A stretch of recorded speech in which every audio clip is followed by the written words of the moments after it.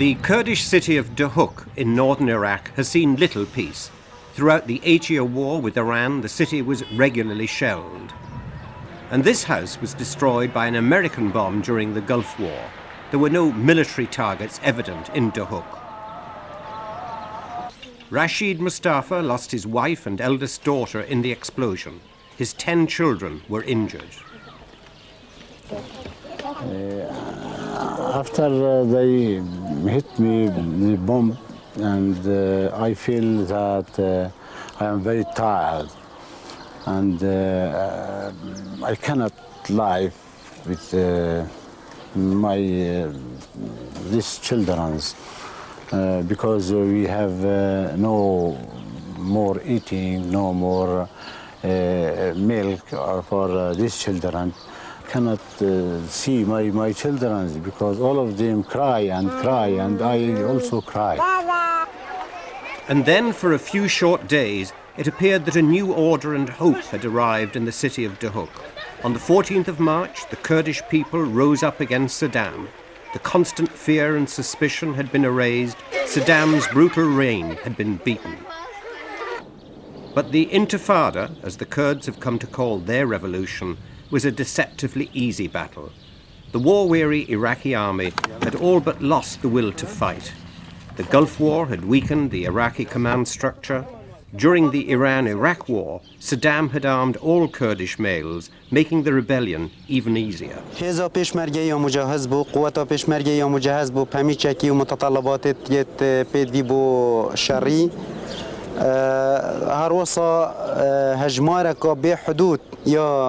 چکداراجی عراق همین بو تقریبا شعب عراقی همین چکدار کرد بوشلای خاص بو چکدار کردن قبل نظام عراقی و دقال هاتنا فرصه اوان چکدار هم یعمل ملئ. So far, the Kurds had little need to use their guns.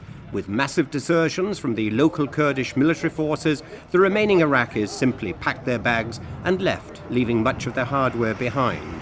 There were few Kurds in the Iraqi army who would fight against their own people. المدفعية بهم وبشتي ما إعلانها إزجي يقول يبوي بيشمرجي دوستاندي أم شش وهر شش يبرد بامن ما اتصال قال من قرط بيشمرجي كيرو أم هر شش وقافي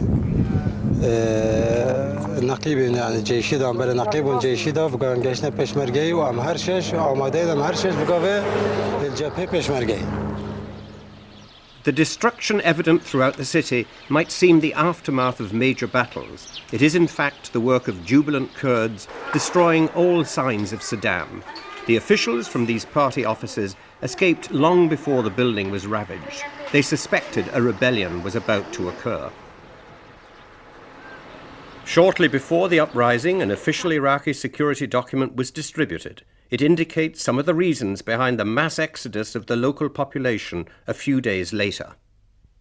It instructs the security forces to eliminate 95% of those rising against Saddam and the Ba'ath Party. The hated security police, responsible for implementing such instructions, were eagerly sought out and captured. Here, incarcerated in their own prisons, they await an uncertain fate. When questioned by the Peshmerga about the security police document, Iraqi security police captain Fall Mustafa admitted knowledge of the order.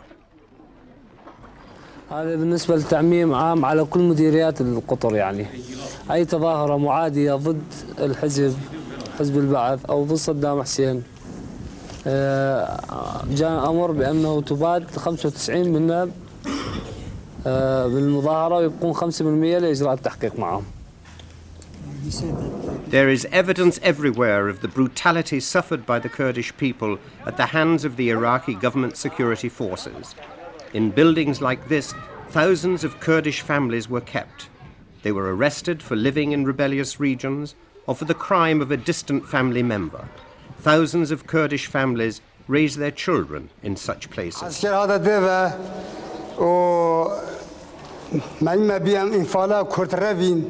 وحيالي واجرت ناس جات في قلعبه ودور منظور حازنا نزاد دا ناف دا مدشش حضر رجاكا تقى تعذيب دانو والرزالات بوشيت كر افتش تذا قبل ما قلت إنهم بسرعة مبخويت هاتي يعني نكو مبجاوت خودي دينا أنا كيبو مقولتينا في رنجي أسبخوية تعذيب داي وقالك جرا شيخ سما كهرباء بركهرباء وحتى بشتيكو حكم بينه شونا أبو غريب مدة صالة كيجي هشتا أسناد بمسرخو وأسناد شام باش درست هاي بريفبش.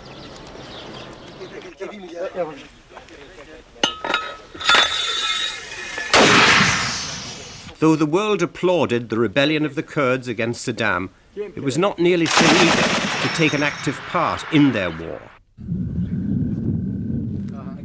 At harbour border crossing into Turkey, the departing Iraqis had blown up the bridge, knowing that any link between Turkey and the Kurds would be vital to the survival of the Kurdish rebellion. But Turkish authorities and the West refused to come up with a solution to their dilemma.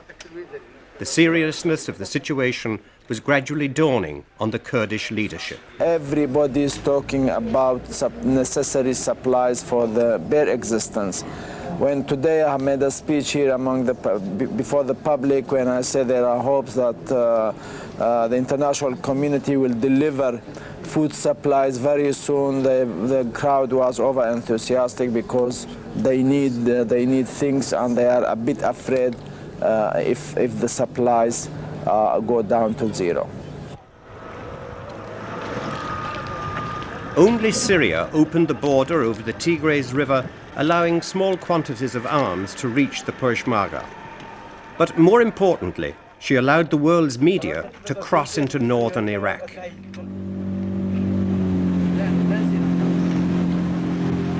Welcome to Kurdistan. Thank you. Within a few days, nearly 150 international journalists entered into the newly liberated Kurdish regions. Through the journalists, the Kurds believed the world would hear their pleas and recognize the horrors they would suffer should Saddam be allowed to retake Kurdistan. But even before the first pictures began to arrive in the West, critical shortages had begun to signal time was running out. These chickens were the last meat to be sold in Duhok. An element of panic had begun to infect the local population. Early on, long queues stretched from petrol outlets. To maintain the supply of troops and ammunition to the front lines, stocks of fuel were vital. When the Iraqis departed, they had left little behind, having themselves suffered acute shortages. As word spread that the Iraqis were massing for a concerted push to regain the north, the isolated Kurds could only wait for the expected onslaught. As unwanted pawns on a larger political chessboard, their fate was almost predetermined. Then at 8 a.m. on March the 3rd, everything changed in the city of Duhok. For the first time, the Iraqis shelled the city itself. 5 shells rained down, killing 1 and injuring 7. Bloody faces like this were all that was needed to break the back of Duhok's rebellion. Even in the hospital wards, organization began to crumble. This dead woman left to lie with other patients. To the people of Duhok, the attack signaled the end of their brief freedom. Within an hour, they were packing their belongings and streaming from the city to escape Saddam's revenge. Every means of transport was employed, even Duhok's fire engine.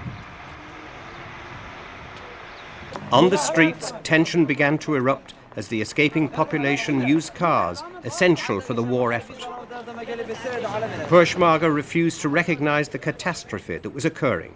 For them, it was more difficult to abandon their newly freed homeland.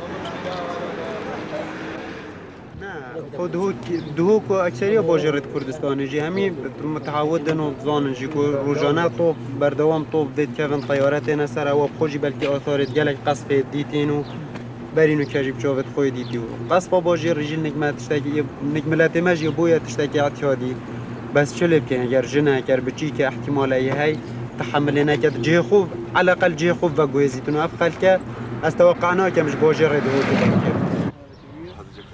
But by the following day, the city of Duhok was all but deserted.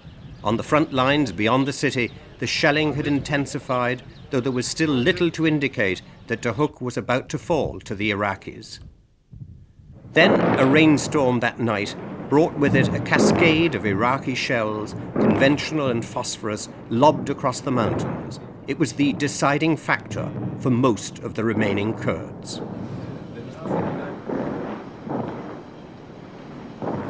They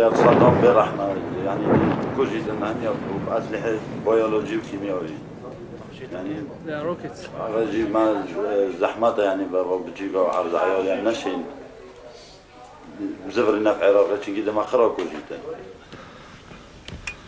In the early hours of the following morning, the city under massive bombardment, the last of Duhok's people headed to the mountains and safety. Behind them, they left everything they owned, their homes, their lives. My father is here. See, all the children, women. George Bush, why don't you interfere in this? God help us. The helicopters Bush promised would never be allowed to attack circled above, firing at the fleeing refugees whenever the Peshmerga fired RPG rockets. At a Desta attack, 100 kilometers from Duhok, 25,000 tired and weary people congregated across the river from Turkey. Nobody believed the Turks wouldn't allow them to pass. Across the river in Turkey, border guards patrolled constantly. At the military base above, helicopters buzzed as Turkish authorities arrived to assess the situation. Then leaflets were dropped warning the Kurds they would not be given permission to cross into Turkey. Turkish state will never let anybody to cross the river, to cross to the other side. And if anybody wants to cross, maybe they will shoot him. ونوكا مخرب عالم خرج جايت كانش دولات أوروبية تدخلت كدن بحالما بخلاص كدن بحالي شيء بخوف شيء لجوء سياسي تركي بيتن أف عالم بخود أرباز بيتن شيء علاج كده بكن هوري ما بكن مال بظالمي خلاص كان. The 60-kilometer march that followed through treacherous mountain terrain finally brought the refugees to a remote mountain pass on the Turkish border. There they felt safely removed from Saddam's weapons. How long they remain on the border is up to the world. Unless a long-term solution can be found to solve the tragedy that is Kurdish history, the Kurds will continue to suffer.